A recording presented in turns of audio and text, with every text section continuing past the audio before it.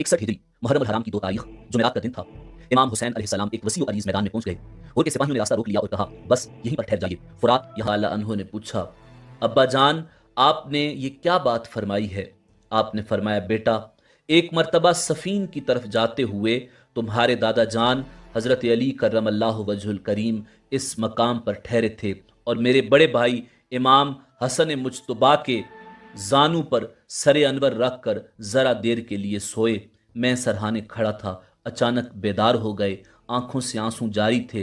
भाईजान ने आप दीदा होने की वजह पूछी तो फरमाया, मैंने अभी अभी ख्वाब में हुसैन को इस जगह खून के दरिया में डूबते, हाथ पांव मारते और फरियाद करते हुए देखा है, मगर इसकी फरियाद कोई नहीं सुनता। फिर मुझसे फरमाया, बेटा, जब इस मकाम पर तेरे साथ ये वाक़या अजीम पेश आएगा तो उस वक्त तू क्या करेगा? मैंने कहा, मैं सब्र करूंगा। इरशाद फरमाया, बेटा, ऐसा ही करना, क्योंकि सब्र करने का अजर बेहिसाब है।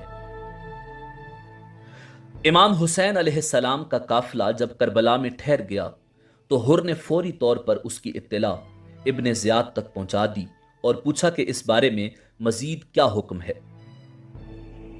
उससे पहले भी इब्ने ज़ियाद के जासूसों ने उसे ये खबर पहुंचा दी थी कि हुर ने हुसैन के साथ कोई सख्ती का मामला नहीं किया, बल्कि उसने नमाजें भी हुसैन की इमामत में पढ़ी हैं।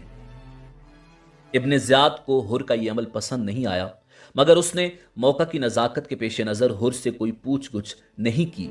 अब जब हुर के भेजे हुए कासिद ने उसको ताज़ा तरीन सूरत हाल के हवाले से हुर का पैगाम दिया तो उसने चालाकी से काम लेते हुए ये मुनासिब ख्याल किया कि किसी और की कमान में मजीद लश्कर करबला की तरफ भेजा जाए।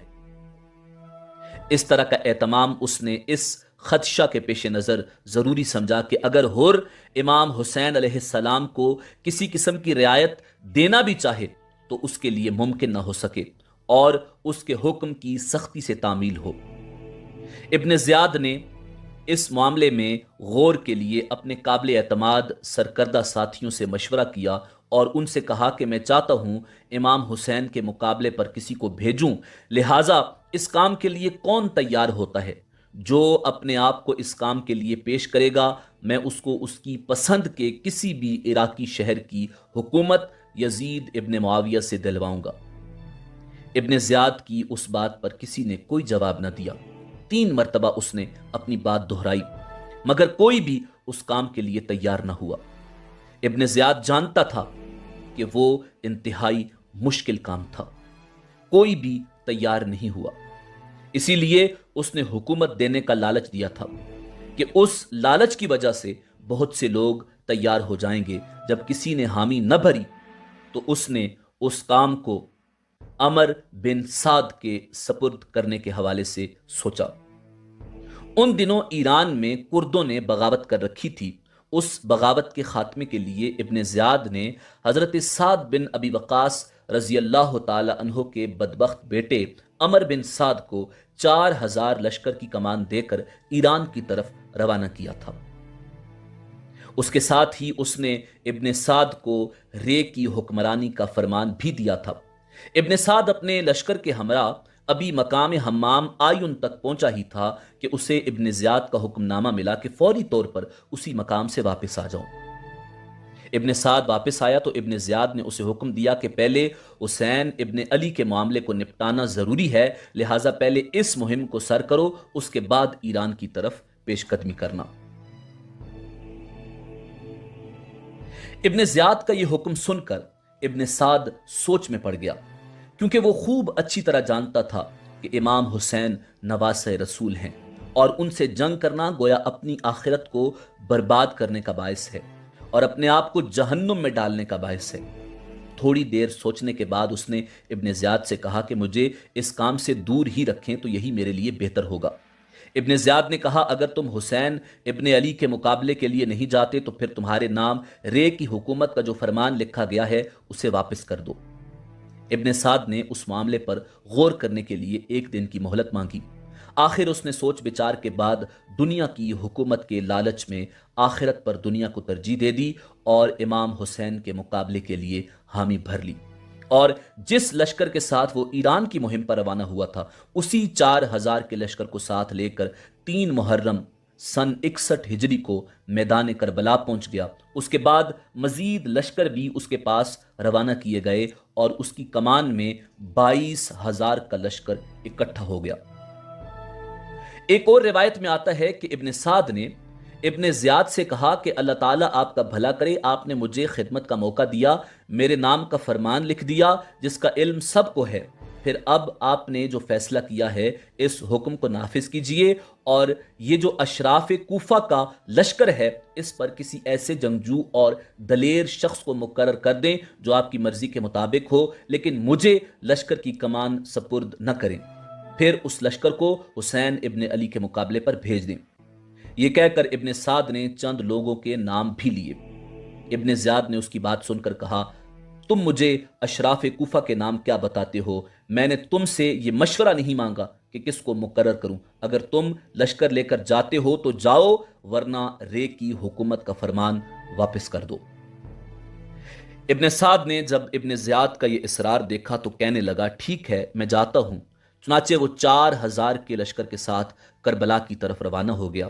ایک روایت میں آتا ہے کہ جب ابن سعد کو ابن زیاد کا حکم ملا تو عبداللہ بن یسار اس کے پاس آیا۔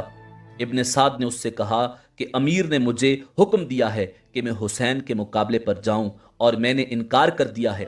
ابن یسار نے کہا، اللہ تعالیٰ نے تجھے اچھی راہ دکھائی ہے، اللہ تعالیٰ تجھے ہدایت کی توفیق عطا فرمائے اور اس کو ٹال دے، ہرگز اس کام کے لیے تیار نہ ہونا۔ یہ کہہ کر ابن یسار واپس چلا گیا۔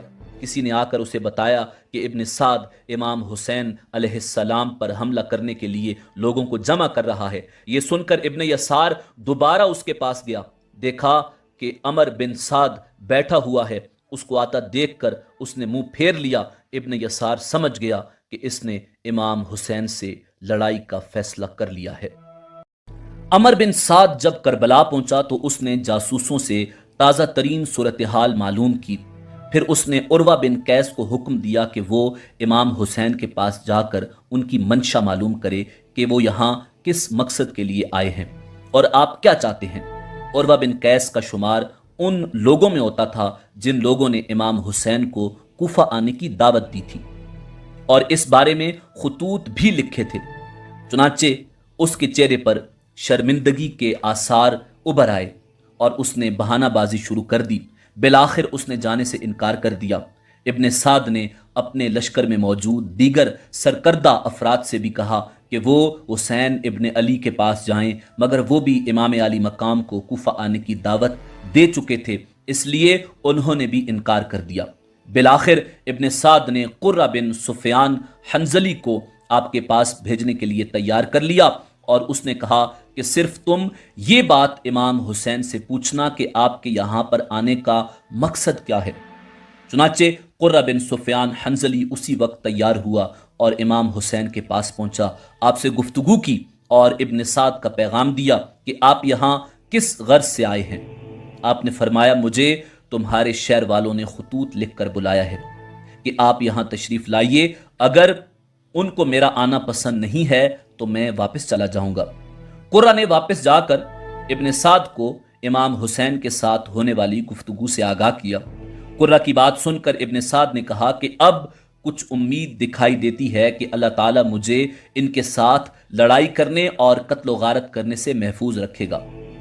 اس کے ساتھ ہی اس نے ابن زیاد کے نام ایک خط تحریر کیا، سے سر اٹھایا، مصلے سے اٹھے اور شہزادہ علی اکبر سے فرمایا، بیٹا جاؤ اور میدان کربلا کا نقشہ دیکھاؤ۔ شہزادہ علی اکبر اٹھے اور رات کی خاموشی میں میدان کربلا میں چاروں طرف نگاہ دوڑائی۔ میدان کے درمیان میں دیکھا کہ ایک برقع پوش خاتون اپنے دامن سے کربلا کی زمین کو صاف کر رہی ہے۔ جناب علی اکبر اس خاتون کے پاس آئے اور پوچھا، اے بی بی تو کون ہے اور زمین کربلا کو کیوں صاف کر رہی ہے؟ خاتون خاموش رہی۔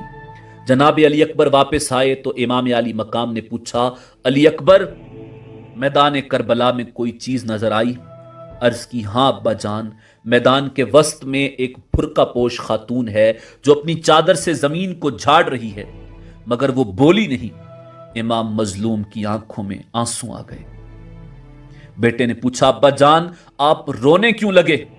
تو امام پاک نے فرمایا بیٹا یہ میری ماں فاطمہ ہے جو اپنی چادر سے زمین کربلا کو اس لیے صاف کر رہی ہے تاکہ میرے بیٹے حسین کے جسم پر کوئی کنکر نہ چبھ جائے۔ شب عاشورہ اہل بیت اطہار اور جانثاران اہل بیت نے اللہ تعالیٰ کی عبادت و ریاضت میں گزاری۔ امام علی مقام بھی خواتین کے خیموں کے اپنے تئیں انتظامات کرنے کے بعد اللہ تعالیٰ کے ذکر میں مشغول ہو گئے، ساری رات عبادت و ریاضت میں گزاری۔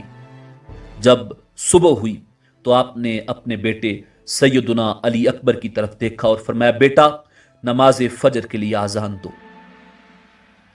علی اکبر نے آذان دی۔ نماز کی ادائیگی کے بعد حسب دستور پانی کی ضرورت محسوس ہوئی۔